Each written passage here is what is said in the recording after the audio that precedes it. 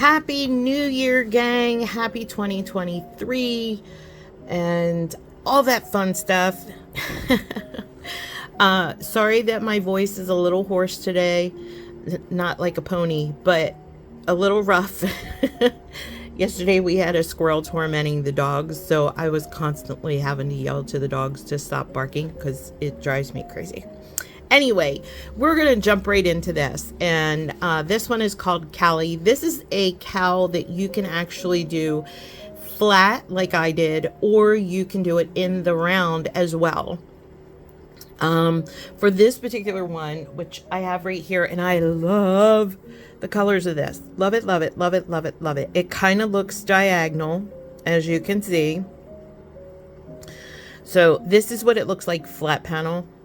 Or excuse me, yeah, flat panel. And then if you do it in the round, it's going to look like this. Okay. But I love how soft this is. Like, I have this thing for like super soft yarn. And I love it. And this is loops and threads, facets, in a color called sea glass, and it's very appropriate for this one. I named this one Callie because I'm currently watching Grey's Anatomy, and I absolutely love Callie because she reminds me so much of myself in lots of ways. So my husband even said that we kind of look alike.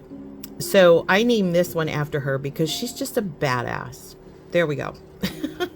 Now for this one, we're actually just working in multiples of 2. So again, you could do this flat panel like I did, or you can do it in the round. If you do it flat panel, make sure you put your edge pegs on there, as I have here in the chart.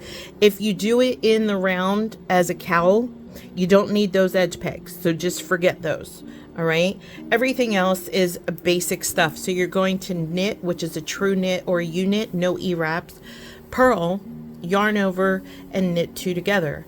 And again, if you're going to do it flat panel, either like I did for a cowl, or you want to do a shawl or a scarf or something like that, throw those edge pegs on there, which is where you knit it and then you purl it, or you purl it and you knit it in the same stitch.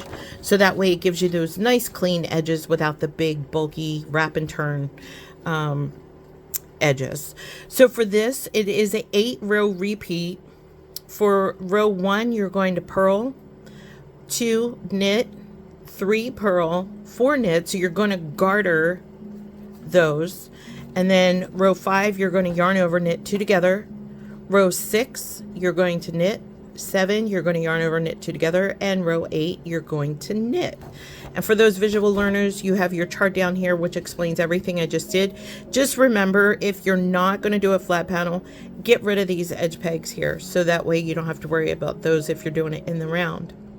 For me, I did the length, or excuse me, the width on this. I used 12 pegs on the, on my chunky KB loom, my 48 peg. And the reason why is because I wanted it to be really loose and airy. So you can use a larger gauge loom if you want, or you can just use a 3/8 for this particular yarn. It's completely up to you. But there you go. That's how simple this one is. So if you're not familiar with my technique on setting up a row before, watch my reindeer cow video. I know many of you have already done this, so it's probably me repeating myself, but we might have some new people in here as well.